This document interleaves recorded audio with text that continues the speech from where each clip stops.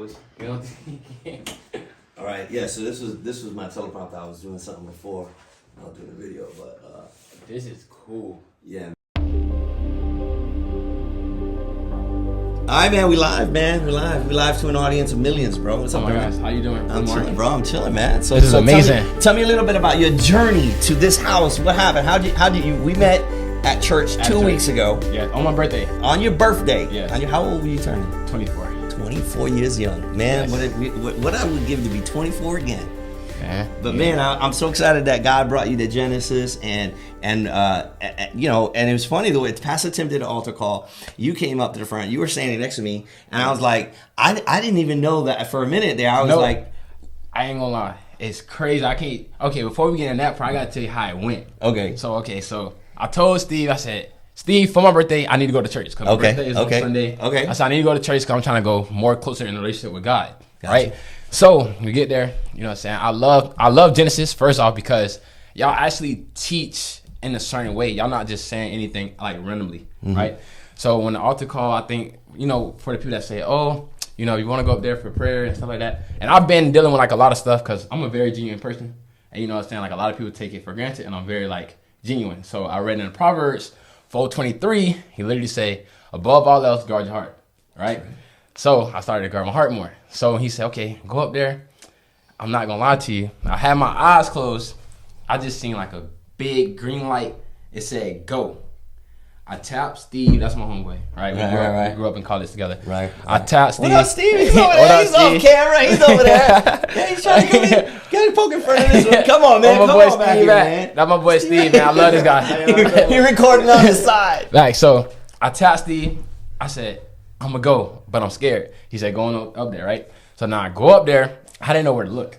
Okay. So that's where you come in at. I know, because you was facing everybody else. And Yeah.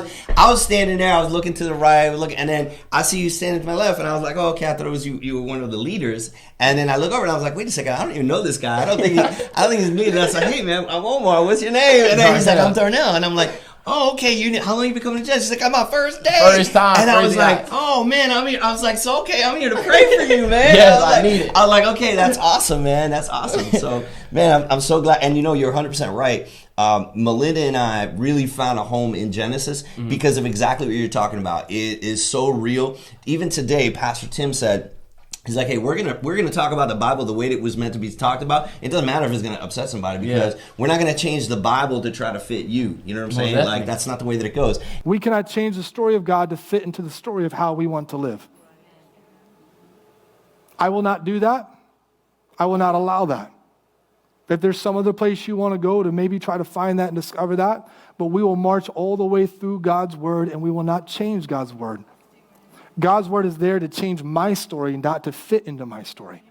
And I love that. It's very straightforward. It's very, the way that that Tim talks about it, that Chad talks about it, like all the pastors, a church of pastors, it's not just one pastor. That's one of the things I love, right? You got PJ, you got Will, everybody got a different type of way of doing it. So I truly have found a home in Genesis, as I'm sure you will as well. Yeah, I'm going every Sunday. Every Sunday like a class. Like I cannot miss out. Yeah, that's good. And we're doing the whole story about the never-ending story. We're going through it all. That's awesome, man. That's awesome. So, and then what I love though too, when I went up there to like, you know, I was nervous, you know what I'm saying? And he was like, what do you want me to pray for? I was like, I'm a genuine person.